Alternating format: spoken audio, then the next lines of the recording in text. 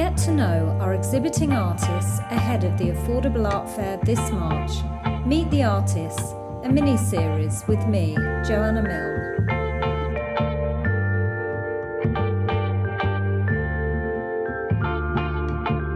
So I'm here with Simon Bosworth, a sculptor from Crystal Palace, London. And the story of how we met, and correct me if I'm wrong here, you're about to put down your phone and go to bed, but instead you decided to do one last scroll on Instagram. And it was then that you came across my open call looking for artists.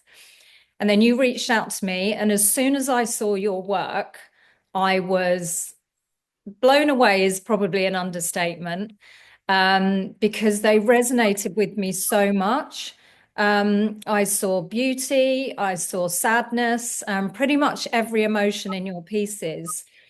They're so profound.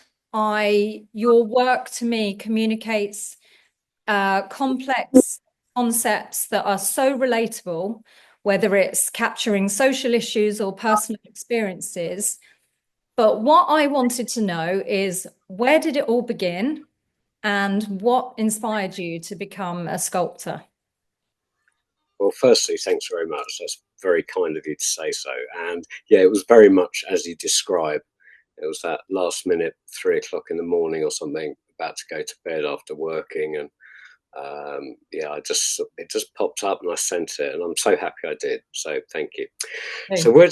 where did it begin? Well, for me, it was with Lego and plasticine. I suppose as a child, I just loved making things, and if I saw a toy I wanted, rather than pester my parents for it, I'd just make it out of Lego and plasticine. And I guess I've just always, loved making things. And yeah, and so and then went to art college and ended up working in advertising.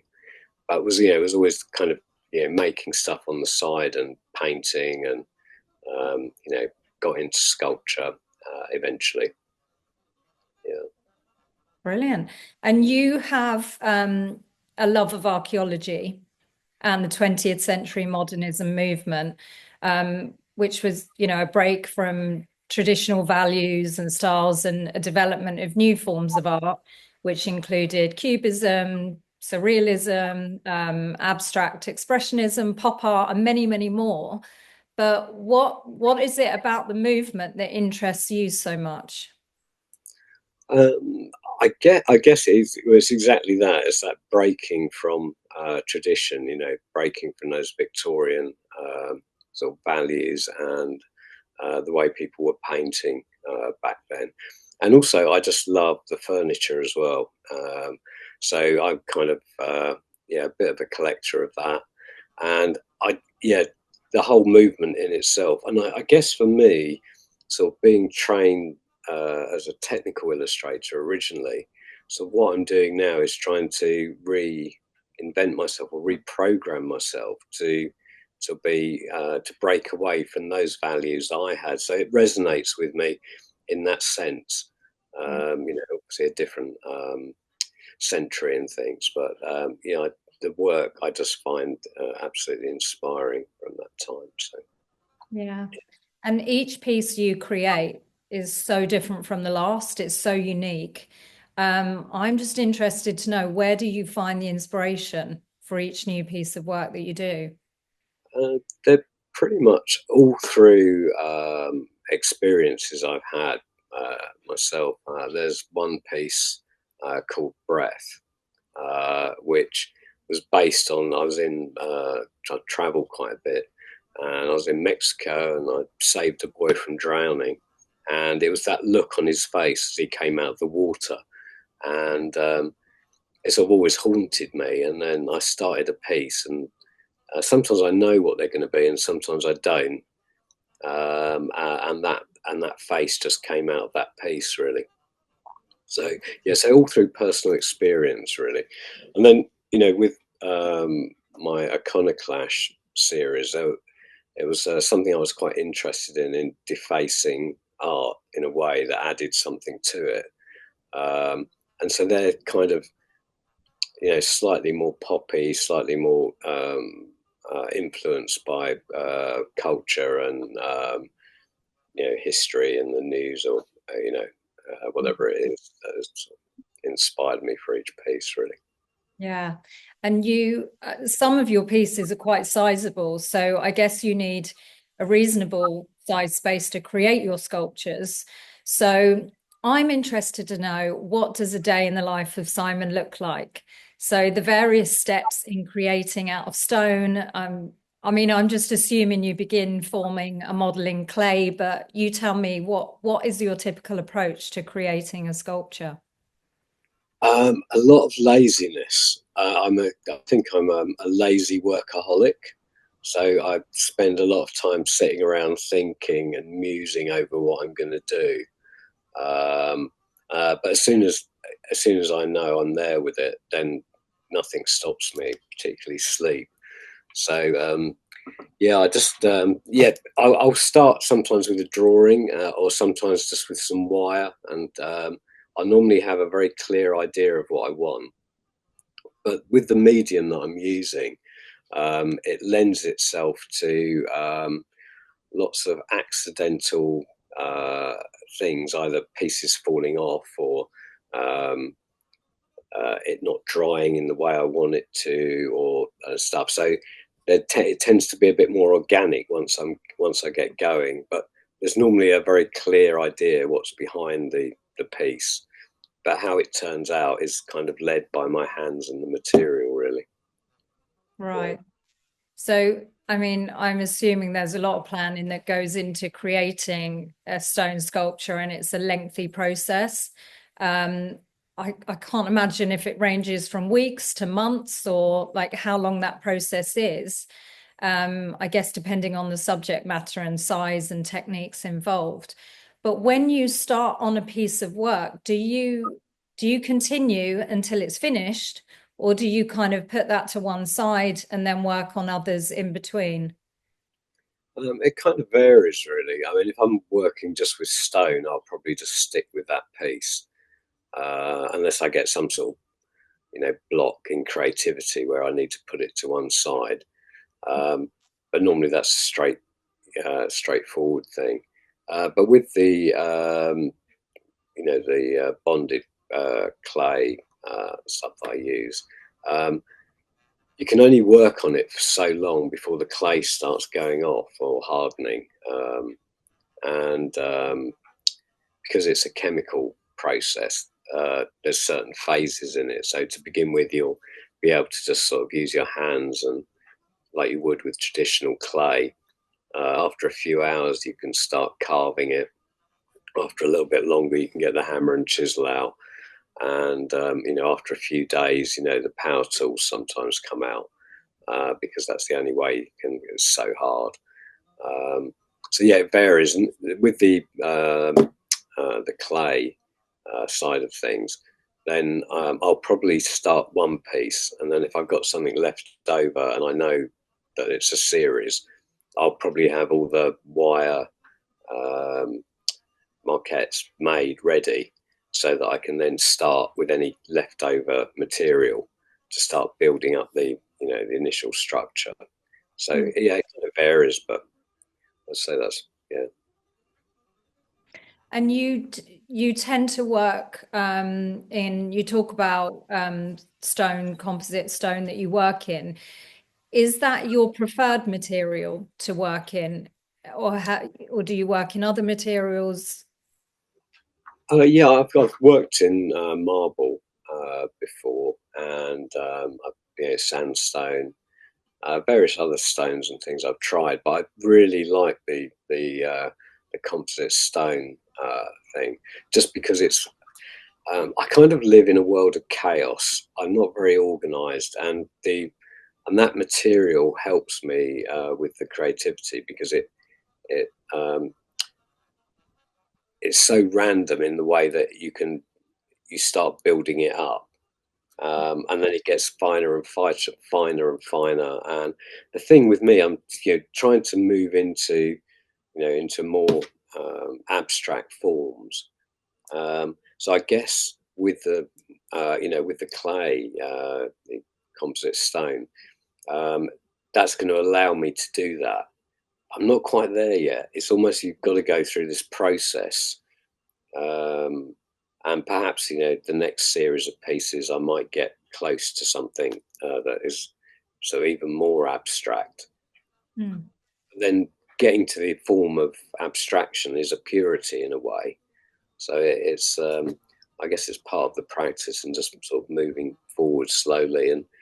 And as you mentioned, the sort of making sure that each piece resonates in some way, Yeah. opposed to just being an abstract piece that doesn't seem to have any meaning to it, which would be pointless, really, I suppose, for me Yeah, anyway. absolutely. I think, art is such a powerful form to communicate and convey messages using visual elements to express ideas, emotions, ultimately to tell a story, often in ways that words can't fully capture. Essentially speaking through artistic creation instead of a spoken language. And what messages are you trying to convey through your sculptures? And do you consider that your art can be politically or socially conscious? Yes, I think it can be. Um, yeah, there's a lot of things that enrage me in the world that I'd like to shout out with a piece of art, Yeah. and hopefully that would resonate with someone. I mean, one of the pieces I've done is Silenced, which was sort of based on this free speech and how people have been silenced around the world, and particularly with Julian Assange. That really struck a chord with me. And so, yeah, I think there's definitely that influences my work. I think it's something that I'll probably, yeah, something really has to grab me for me to create something to begin with.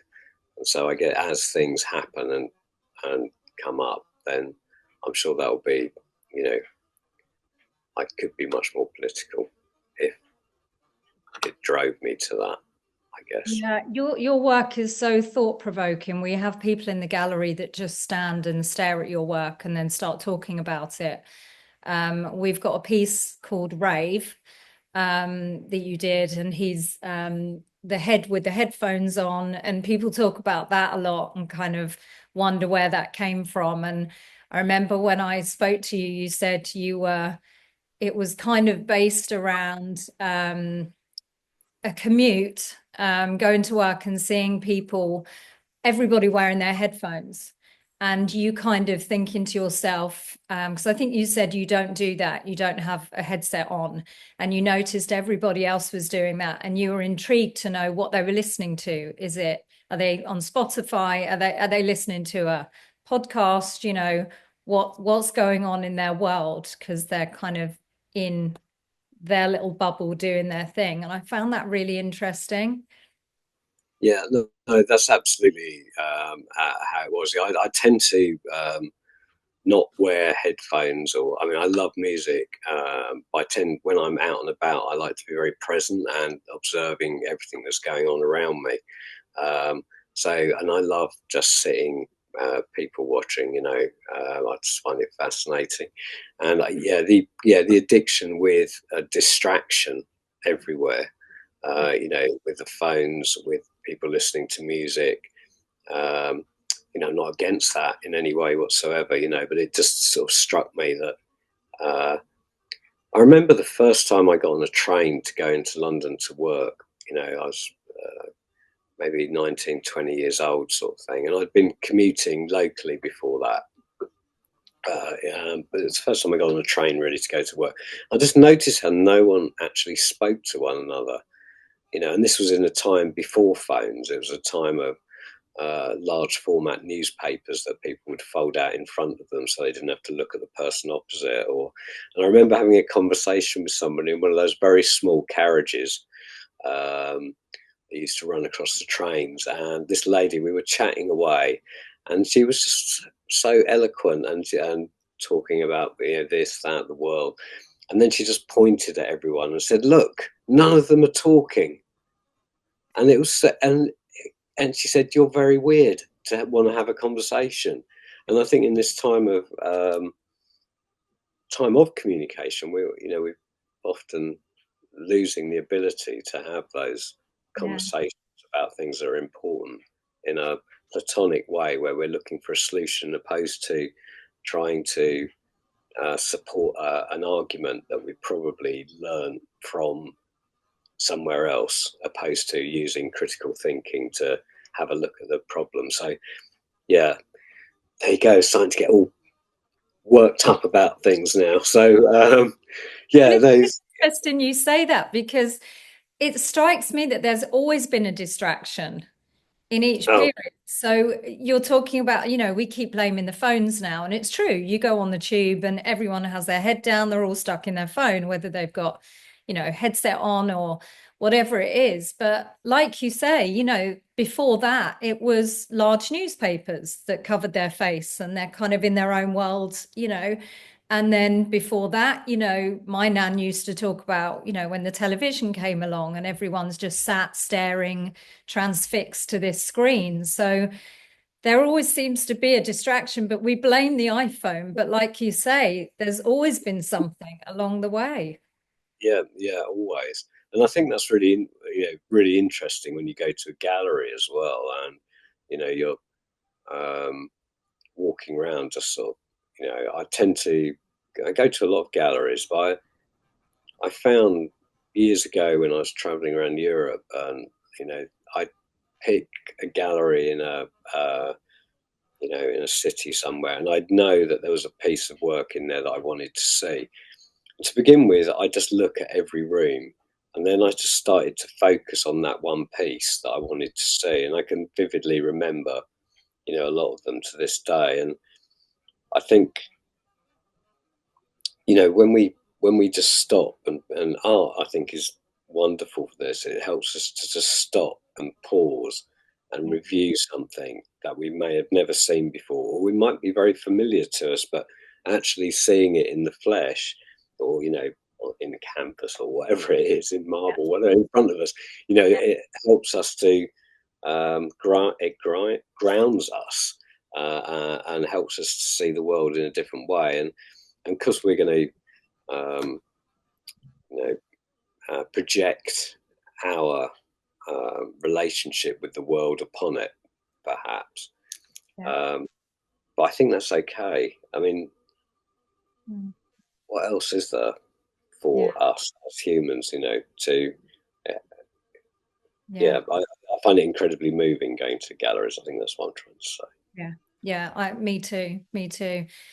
Talking of galleries, you are in March, you're among 6 artists who will be exhibiting their work at the Affordable Art Fair in Battersea, represented by the gallery.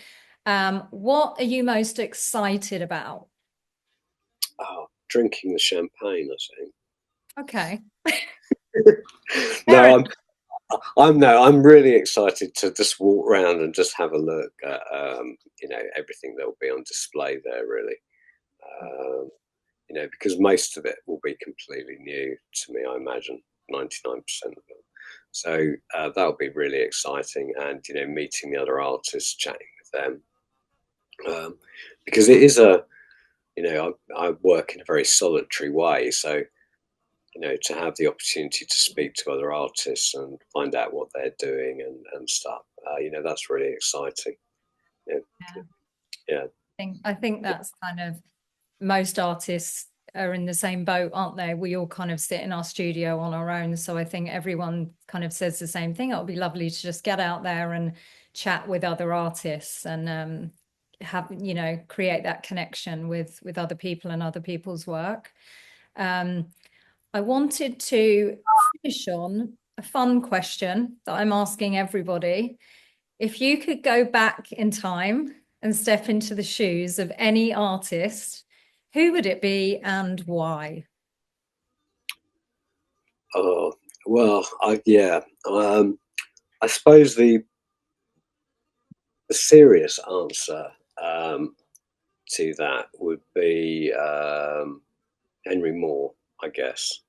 Um, and I know he's sort of, he wasn't completely accepted by the critics of the time either, because they often felt he was,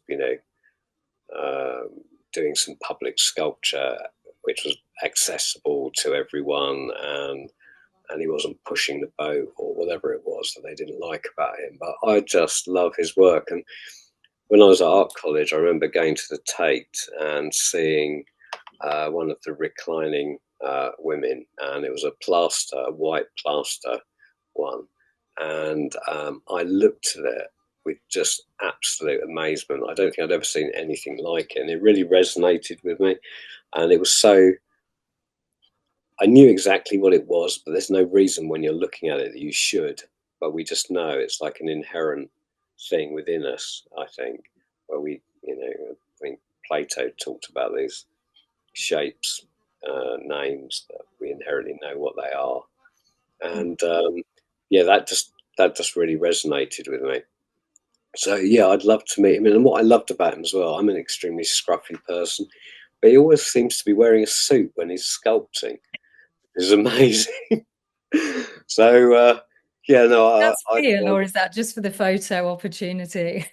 well, I don't know. I don't know. I'd like to think you could do it in a suit and not get, Mean to say you don't wear a suit then, Simon, when you're in your studio sculpting? very rarely. You'd Maybe I have should to definitely try it. loosen the tie a bit, wouldn't you, when you got your power drills out? Definitely, definitely.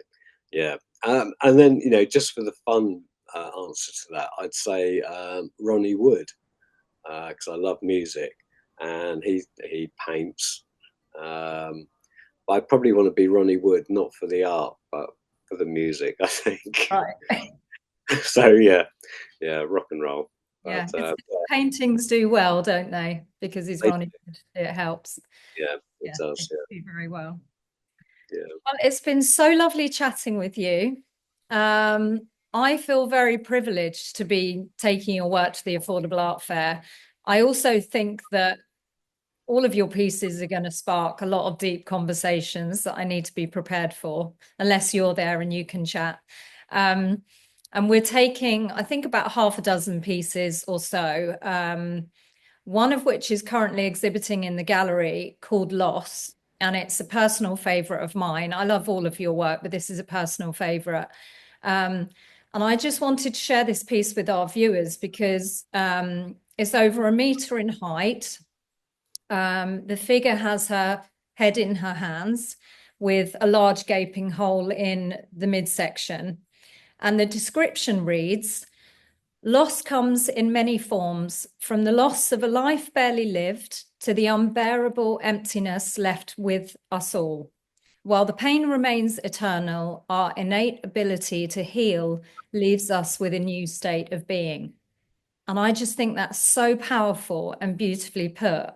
And I just think this piece especially will be a real talking point, as it is in the gallery every day when people come in. So thank you so much.